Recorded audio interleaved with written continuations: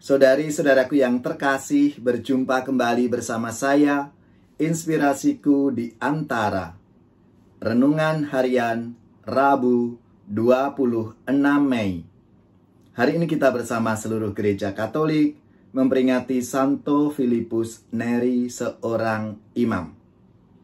Semoga kita bersama keluarga selalu dalam keadaan baik, sehat, dan tetap bersemangat.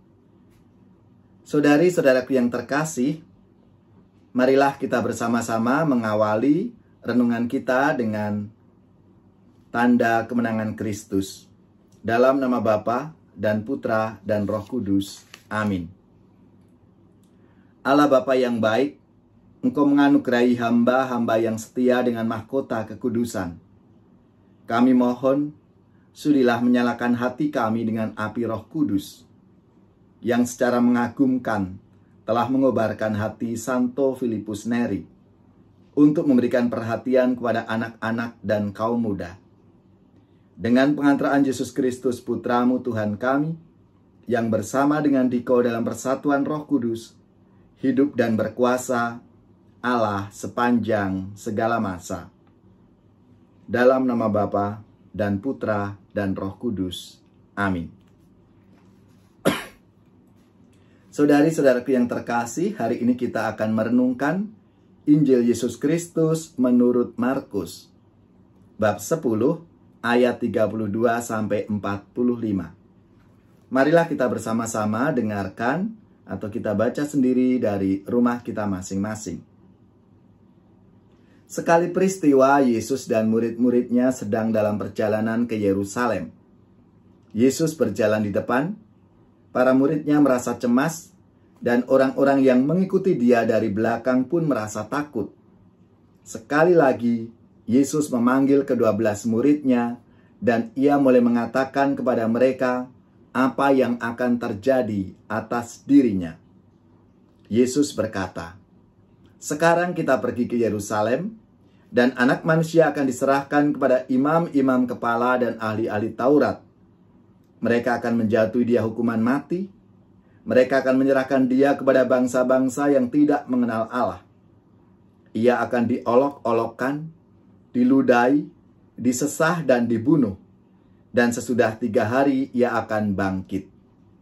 Lalu Yakobus dan Yohanes, anak-anak Zebedeus, mendekati Yesus. Mereka berkata, "Guru, kami harap Engkau mengabulkan suatu permohonan kami." Jawab Yesus, "Apa yang kalian ingin kuperbuat bagimu?"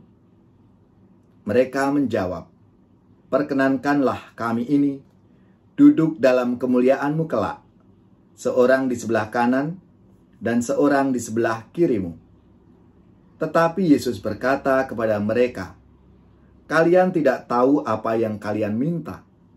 Sanggupkah kalian meminum piala yang harus kuminum, dan dibaptis dengan baptisan yang harus kuterima?"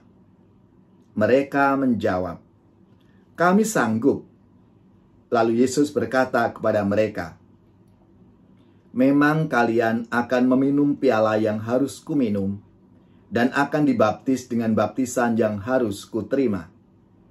Tetapi hal duduk di sebelah kanan atau kiriku, aku tidak berhak memberikannya.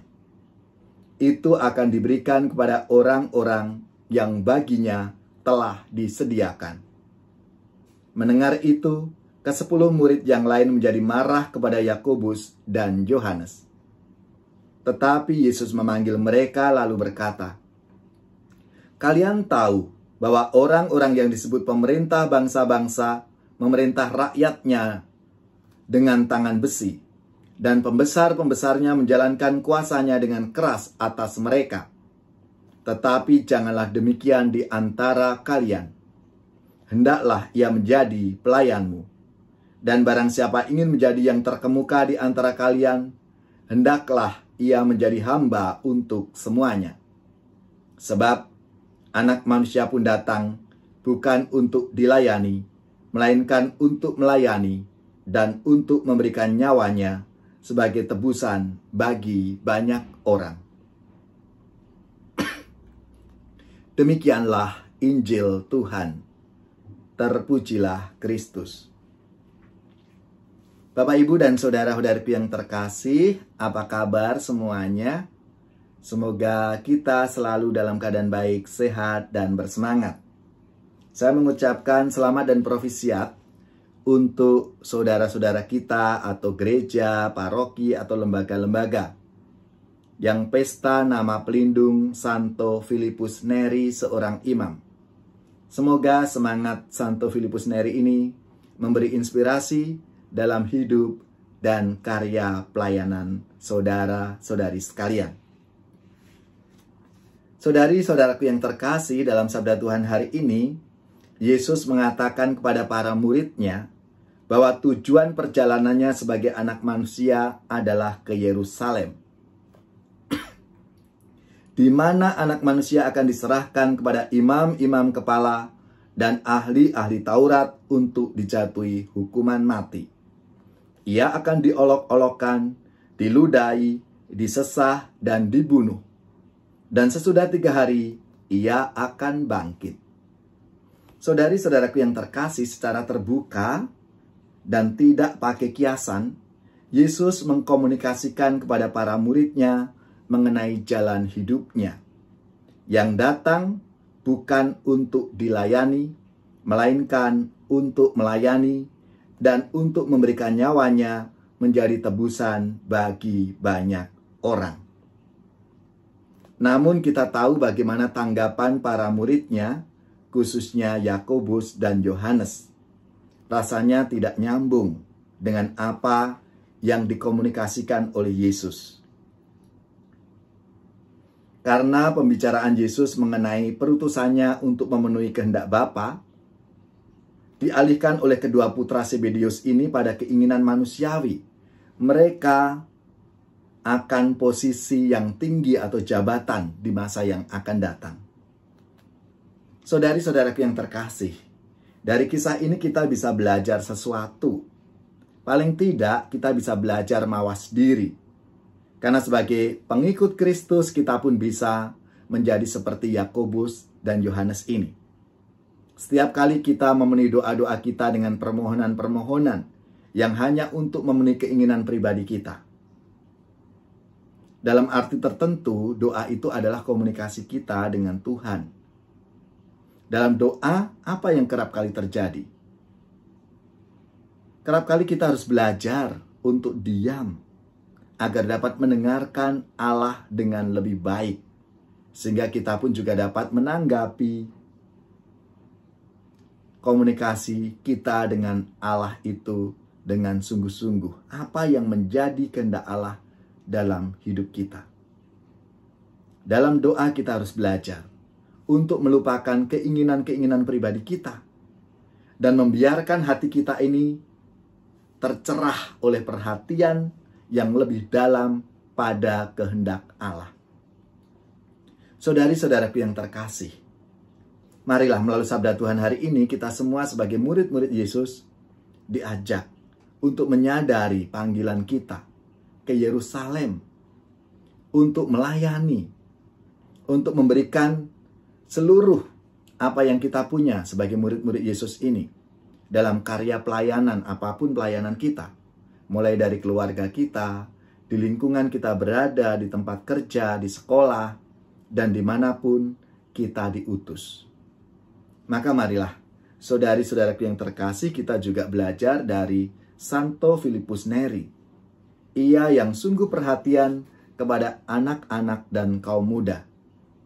Kita juga dipanggil untuk ikut ambil bagian di dalam karya pelayanan Tuhan. Maka, saudara-saudara yang terkasih, mari sebagai wujud kesetiaan kita akan rahmat Tuhan, marilah kita mohon agar Tuhan memberikan keberanian untuk kita semua. Kita dimampukan untuk mendengarkan apa yang menjadi kehendak Tuhan dalam hidup kita. Tuhan, dengarkanlah doa kami, pandang niat kami.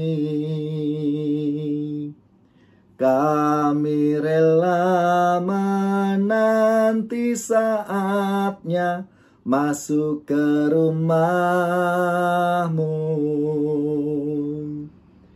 Di kola bentengku, Allah perisaiku, kami percaya selalu. Saudari-saudaraku yang terkasih, marilah kita mengakhiri perjumpaan permenungan kita, renungan harian Inspirasiku di Antara, dengan mohon berkat Tuhan. Semoga saudara-saudari sekalian, keluarga-keluarga kita, orang-orang yang kita doakan, mereka yang sakit, yang menderita, seluruh tugas, belajar, pekerjaan, usaha, serta karya pelayanan kita, dibimbing, dilindungi, dan diberkati oleh Allah yang Maha Kuasa, Bapa, Putra, dan Roh Kudus. Amin.